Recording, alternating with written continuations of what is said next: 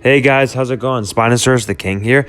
And to all who are wondering what really happened to Dr. Henry Wu after the first Jurassic Park film, so apparently when Dennis Nedry stole the dinosaur DNA from Ingen to try to bring Biosyn, also known as Lou's toxin, it all started a bad event which apparently ruined John Hammond's dream. Henry Wu wasn't really involved with this as much as John Hammond, however, it did have a big impact on Dr. Henry Wu. Also, towards the end of Jurassic Park, Dr. Henry Wu escaped and went on the final rescue ship that came to Isla Nublar to rescue the people. And during that time, that's when Ray Arnold, Robert Muldoon, Dennis Nedry, and the war all died as well. However, Dr. Henry Wu was sad when he escaped, knowing that Jurassic Park was shut down forever and he will never get to work there ever again.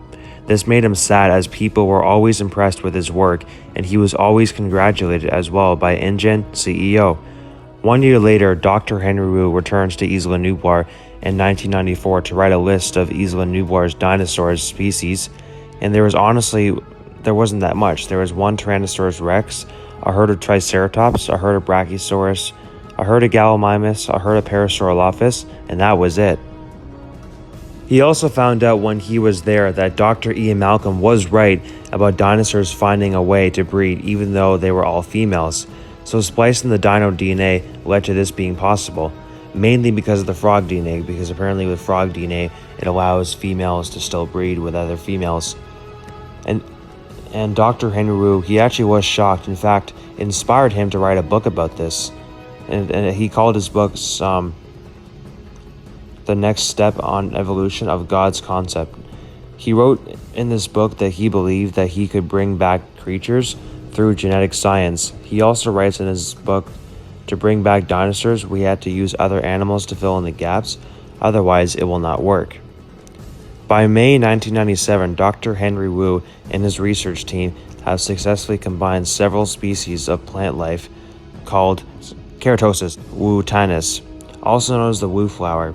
However, unfortunately, his company would be not going well due to the T-Rex incident in San Diego, which shut Ingen down basically.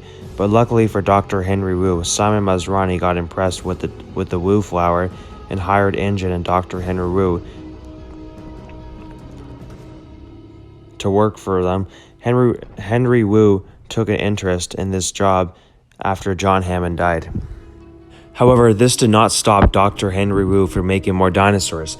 In 1999, Dr. Henry Wu and a few Ingen soldiers went to Isla Sorna to create 4 new dinosaurs that were not on Ingen's list and illegally clone them. These species included Spinosaurus, Ceratosaurus, Ankylosaurus, and Ceratosaurus. However, the Spinosaurus was made by accident as he was trying to make a baryonyx, but he accidentally put Spinosaurus DNA instead of alligator DNA in the baryonyx, making a gigantic bipedal Spinosaurus, and then after that he abandoned it and left it behind on the island. Then in December 2000, Simon Masrani and Dr. Henry Wu started talking about Jurassic World's project, and in August 2000, he got a letter from a genetic breakthrough email saying this exactly. Technology never ceases to amaze me. Just a decade ago, no one had believed we'd hold the technology we use today. Moore's Law is thriving our researches in San Diego. Bridges and Curtis have given me the news that our prototype iron analyzer read into our recently undiscovered fossilized mosasaur skeleton and has shown signs of traceable DNA fragments. While it is still much too early to tell, I believe this may be our only means to recreating aquatic life in the absence of Culsidae.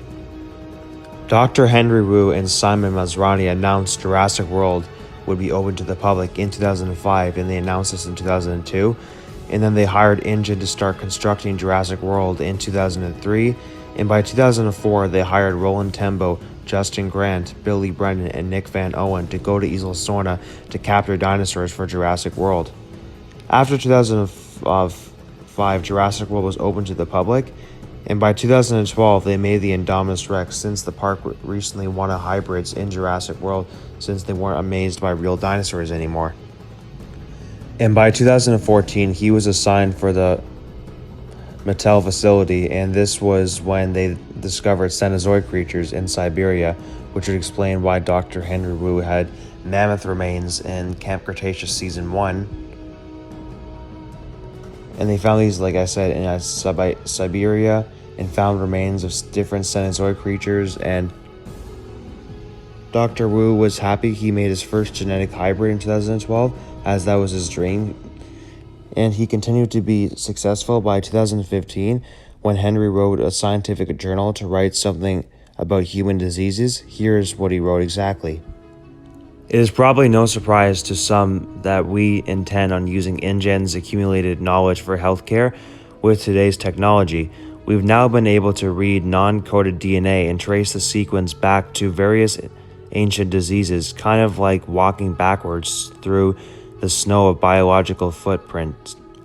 As it were, this unprecedented work gives us a glimpse into the history of various epidemics known on Earth.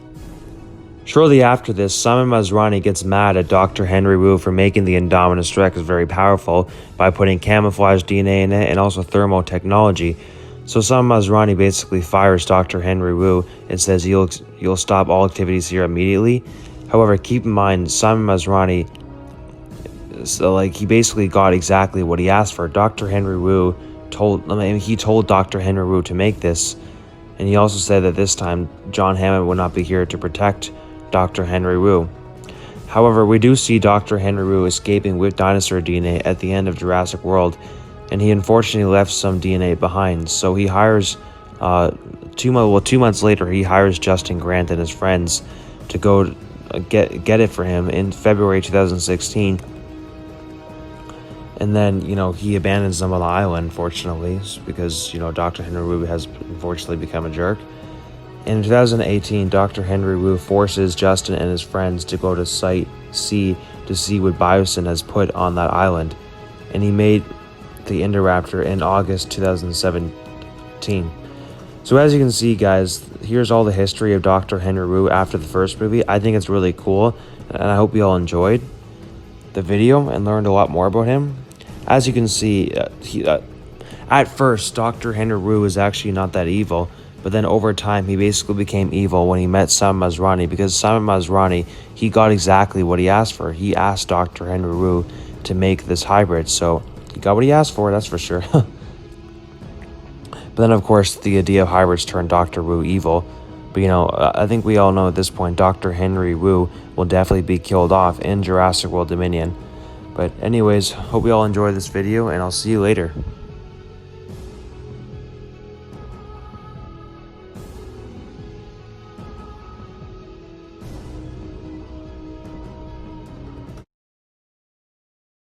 Before I end this video, I'd like to thank my YouTube team, Patrik, Cauan, my 2D animator, David Church, my director, BK Go Crazy, my Spino buddy, Zane Chiller, my first friend of Jurassic Park community on Instagram, Anthony Ellis, my drawer, GEM as James Edward Macdonald, my YouTube reactor, Rafley Sarager, my comedian, and Sarthak Sharma, my best friend in real life. Also, one last thing, if you're interested in Spinosaurus the King merchandise and other offers I'm selling, here is what I'm currently selling on my Patreon. A t-shirt with one logo of my merchandise is $40, and with 2 pictures it's $50. A 5-minute YouTube discussion video a day on your choice is $15 a month. 2 deleted scenes a month of previous animations is $10 a month. A cameo of your very own character getting eaten by a dinosaur of your choice and upcoming animations is $5 a month. And cheapest is $1 a month donation to support my content here on YouTube. If you're interested in buying any from me, the link to my Patreon will be in the description. All people who join my Patreon will receive a shout out at the end of every video I upload. Last one is custom Photoshop pictures that I make for either your thumbnails on YouTube or just for pictures you would like to use. I charge $5 per every picture. If you enjoyed this video, make sure you hit that subscribe button and turn on all notifications so you're alerted for my next video on YouTube. Leave a like, post a positive comment, rate and share my YouTube channel with all your friends and family, and please do the exact same for my YouTube team, and have a great day, everyone.